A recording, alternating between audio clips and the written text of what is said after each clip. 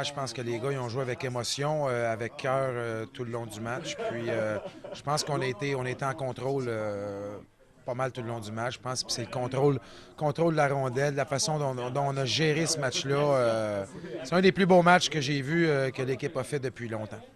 Les Ducs viennent de frapper un grand coup en Ligue Magnus. Samedi soir, ils se sont imposés 5-1 face aux Dragons Rouges de Briançon. Mine de rien, c'est une petite révolution.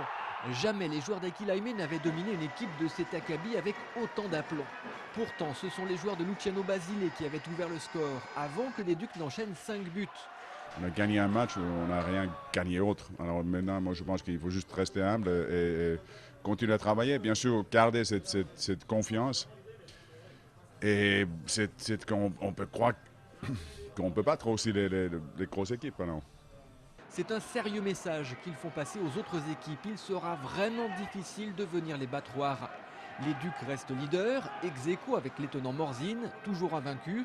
Mardi, ils se déplacent à Neuilly en Coupe de la Ligue, avant d'y retourner le week-end suivant, en championnat cette fois-ci.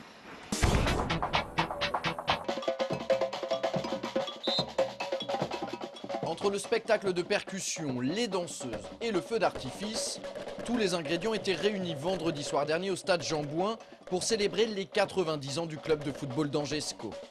Enfin presque. Pour que la fête soit totalement réussie, encore fallait-il que les hommes de Jean-Louis Garcia parviennent à s'imposer face à Istres. Mission accomplie grâce à ce but de l'attaquant Youssef Adnan, inscrit à la 23e minute de la rencontre. Une réalisation qui permet au SCO de renouer avec la victoire après 1 mois et demi d'insuccès. Ça tombe à pic, les joueurs n'avaient pas vraiment le droit à l'erreur, aussi bien sur le plan sportif que festif. On a prié pour que ça se passe bien, ça s'est bien passé.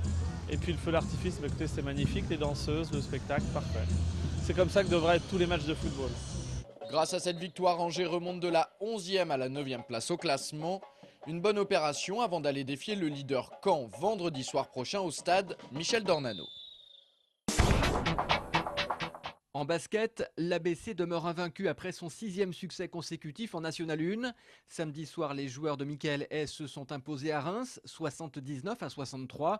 C'est propre, net et surtout très encourageant pour l'avenir. L'ABC est aujourd'hui 3e derrière Le Puy et Denain. De leur côté, les joueurs de Saint-Léonard ont concédé une défaite sévère, la 3e de suite, 95-64 à Bayonne. Saint-Léonard était, il est vrai, très diminué à cause de plusieurs blessures. En handball, Angers-Noyant s'incline à Aix-en-Provence, 31-29. Pour terminer, saluons la réussite de la 24e édition du Mondial du Lion. L'épreuve de concours complet qui se courait depuis jeudi dernier au Lion d'Angers a attiré 41 000 spectateurs, record 2008 égalé. Il faut dire que cette épreuve réservée aux jeunes chevaux de 6 et 7 ans est réputée dans le monde entier pour la qualité de son plateau. Ici, ce sont bien les futurs cracks qui font leurs premières armes en dressage, cross et saut d'obstacle.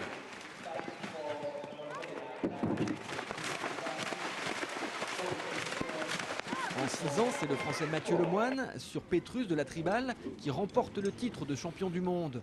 En 7 ans, la victoire revient à l'Allemand Rüder. Jean-Michel Fouché, le directeur technique du mondial, est l'invité de Sport 7 cette semaine.